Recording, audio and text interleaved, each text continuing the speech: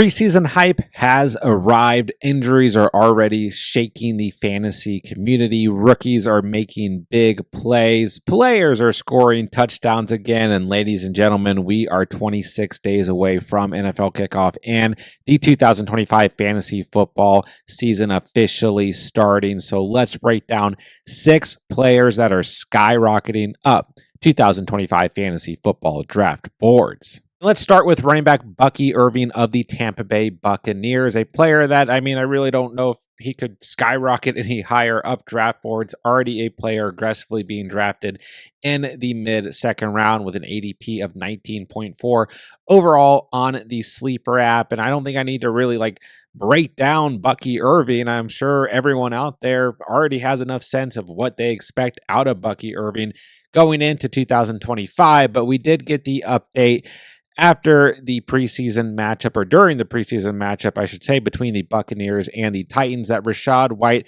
had to exit the game with a groin injury. So this is not what we wanted to see. If you've been somebody who's been drafting a lot of Rachaad White, like in best ball formats, like myself, as a strong handcuff candidate, we don't know the severity of this injury. We don't know how long it's necessarily going to keep Rachaad White out of action, if it'll even bleed into the beginning of the 2025 season. But I can tell you guys right now, all the Bucky Irving truthers, which is a lot of us, are going to unite here and be drafting Bucky Irving with even more aggression. And I don't know, once again, if his ADP is going to drastically change here, but I think when you look at where Bucky Irving is going in redraft mocks right now, he's going to solidify himself in that kind of end of the second round, beginning of the second round area. And I really do think that he will fully solidify himself into the middle of the second round in redraft formats by the end of August. And this is just going to add kind of more fuel to the fire, so to speak.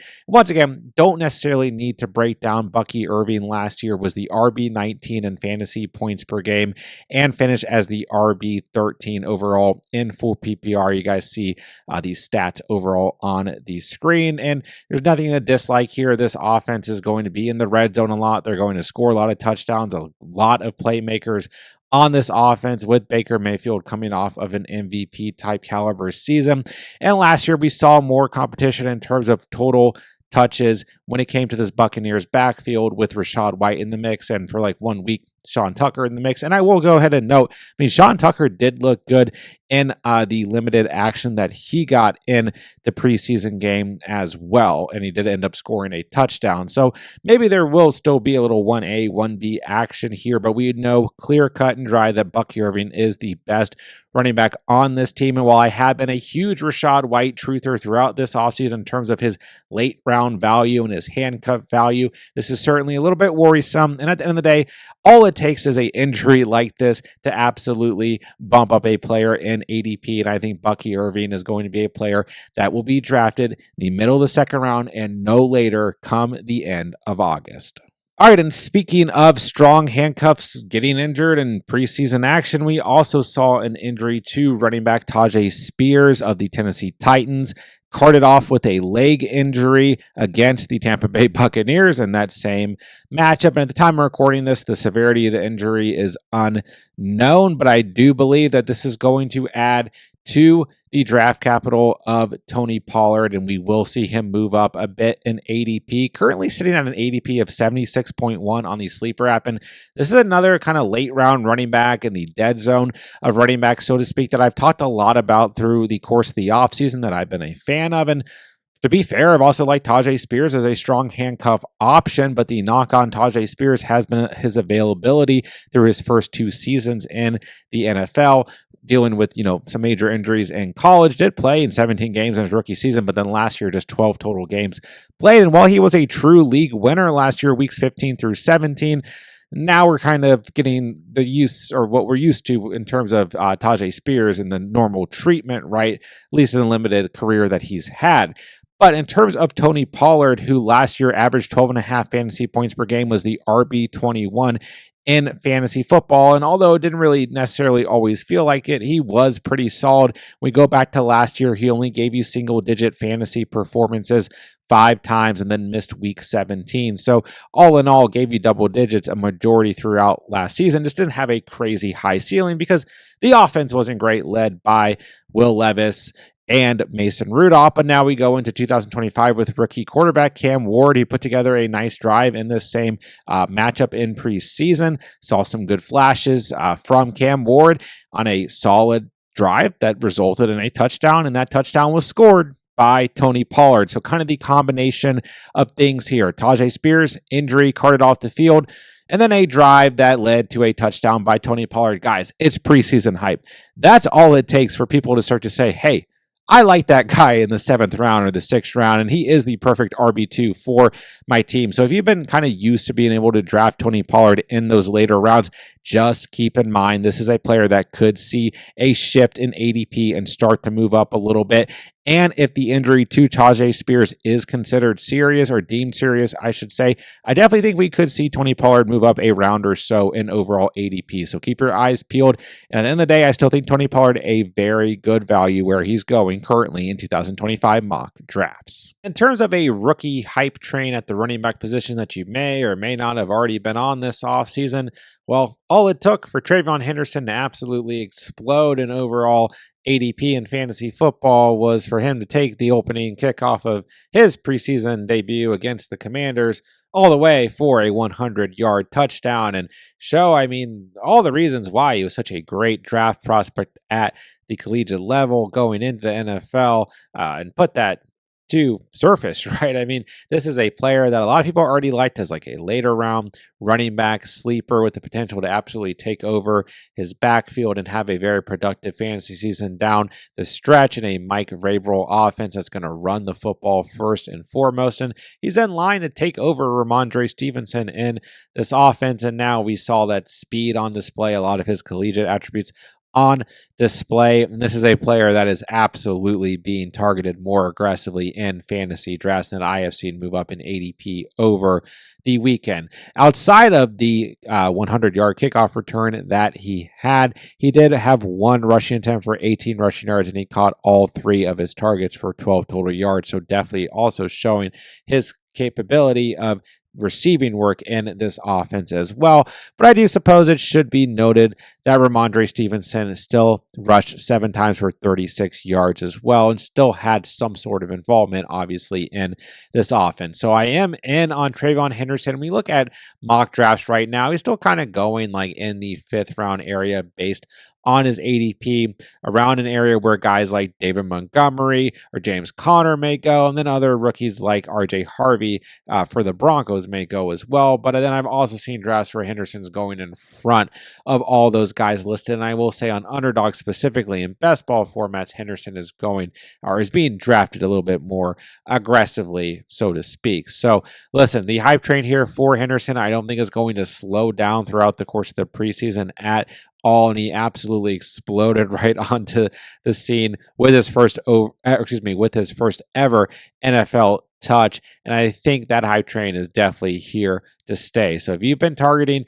Trayvon Henderson later in your drafts at this point in the offseason, you're going to have to keep your eyes absolutely peeled. He is skyrocketing in ADP. And speaking of injuries and touchdowns scored, let's move to the quarterback position and talk about Justin Fields of the New York Jets. We know that Justin Fields, had that kind of scary moment in training camp where he was carted off the field dealing with what was believed to be a leg injury, which turned out to be a toe injury. And then very shortly after it was deemed, this is not going to be serious. He was out on the practice field the next day, but that did impact a lot of fantasy managers' minds. We saw a little bit of a dip in ADP for Justin Fields, and in a lot of drafts, just not the same kind of belief in Justin Fields after he suffered the injury. But I think that's going to come to a complete turn as we now approach mock drafts, because in his preseason matchup against Green Bay, put together a very solid drive against the Green Bay Packers, and we saw him run the football, which is all we really care about when it comes to Justin Fields from a fantasy standpoint. We don't really care how elite he is at throwing the football. It would be a nice bonus, right? But at the end of the day, Justin Fields can get it done with his legs. That's all we care about. He did end up rushing for a touchdown to cap off that drive. So I think, this kind of gives you the confidence. Justin Fields healthy, can move the legs, looked good overall, looked fluent, but also he got in the end zone, scored a touchdown, and that is all we really care about when it comes to Justin Fields once again. So it is really nice to see, right? Maybe we don't have to worry so much if you were in the boat, like, I'm not sure if he's going to be a good late round option at quarterback. Is the upside going to be there? Is this injury going to be an issue? I think that can kind of be erased now. We can go back to drafting Justin Fields as a high upside player in late rounds at the quarterback position. If you're going zero quarterback, this should still be a quarterback that you are targeting first and foremost as a great late round target, a player that I've talked a lot about throughout the course of the off season. And once again, there's only so many options on this team between Garrett Wilson, Breece Hall, and whoever's left after that. So Justin Fields is going to be in a position where he needs to get things done with his legs a lot of the time throughout the course of this season. So I'm still in on Justin Fields. Don't be worried about the injury here, and very, very confidence boosting to go ahead and see him run in a touchdown in that preseason action. Let's move to a rookie wide receiver. Let's talk about TMAC of the Carolina Panthers. Let's watch that matchup between the Panthers and the Browns. That opening drive from the Panthers looked fluent overall, and the offense definitely gave us something to believe in, right? If you guys are kind of worried, which I think most people are kind of in the opposite boat, the way that the Panthers finished the season last year, first year under Dave Canales was a little bit bumpy, but the end of the season for Bryce Young specifically gave us a lot to be hopeful about. And then, it's kind of two little boats here. Some people are like, I don't know if this is really something I want to feed into. It's a long off season. It's going to be a different year, 2025, or maybe that will bleed over into 2025. And I think we certainly have something to be hopeful for when looking at this Panthers offense. But maybe pump the brakes. I think it's fair to say we're going up against the Browns in preseason. Not all the starters out there. I get it. But at the end of the day, I do think that the offense looked fluent, that Bryce Young looked pretty good overall. We saw a lot of involvement out of TMAC. We saw some involvement out of Adam Thielen. And then Co-Kids Unite. Jalen Coker was out there balling under Bryce Young and Andy Dalton. Xavier Legette thrown out of the game. So, I don't know what to say about that. And we did see some splashes, or I guess a little mixture of Chuba Hubbard and Rico Dowdle at the running back position. And while the offensive line probably still has some question marks, there was enough here for this to be a good Dave Canales-led offense that does lead to fantasy production. And while we did see some big splashes out of Jalen Coker, he had that big catch from Andy Dalton, and then he was the recipient of the touchdown from Bryce Young early in this action. T-Mac, it was evident, was the true wide receiver one and getting a majority of the looks and targets from Bryce Young at the end of the day. And he caught 2 of 5 targets for 43 total yards. And he should have caught a touchdown as well. The timing was a little bit off between Bryce Young and T-Mac, but he was the first read once they got down into the red zone. This is a team that really struggled in the red zone in 2024, and the reason why they went out and drafted T-Mac because he is a big body wide receiver that is going to be utilized in the red zone. So this was already like a hot target in a lot of fantasy drafts where his ADP was landing, currently sitting at 61.6 on the sleeper app. Some people kind of view this as you may be taking a gamble. We don't exactly know what we're going to get here. By the end of the day, this should be the wide receiver one. The volume should be there for T-Mac undoubtedly. And I think if you've been taking that gamble throughout the offseason, it's definitely going to pay off because I think T-Mac is a player I've already started to see, especially in best ball drafts, rise up in ADP a couple spots. And he's kind of in that area of wide receiver where there's a lot of really good options, but there's not necessarily like bona fide options that people are targeting at exact ADPs. It's a long stretch of, once again, good wide receivers, but I think T-Mac could start to solidify himself a couple spots up. And I think that is for good reason. He's going to be the first red zone look towards the end zone for Bryce Young. And obviously he's going to be able to be utilized throughout the course of the game as well. So don't get me wrong, Browns, Panthers, not the best defenses out there. Maybe we need to pump the brakes a little bit on rookies like T-Mac and Shedeur Sanders in that same matchup, but we saw a lot of really good things out of both young rookies, and mainly here talking about TMAC, of course, and I think he is absolutely a player that we need to start drafting a little bit more aggressively as we approach the 2025 fantasy season. Next up, let's talk about another rookie wide receiver. That is Matthew Golden of the Green Bay Packers, currently sitting at an ADP of 97.4 on the Sleeper app. And I think the reason that we're going to talk about Matthew Golden, I mean, at the time I'm recording this, the Jets-Packers game is in the third quarter, and he has just one catch for 7 receiving yards. So we're not really like reacting to Matthew Golden making any crazy plays or anything like that. But what we are reacting to is the health of veteran wide receiver Jayden Reed, who is still presumably the wide receiver 1 for the Packers, who has now been seen in a walking boot. He is now dealing with a foot injury, and since the beginning of training camp, he's been absent dealing with a toe injury, which was a separate injury.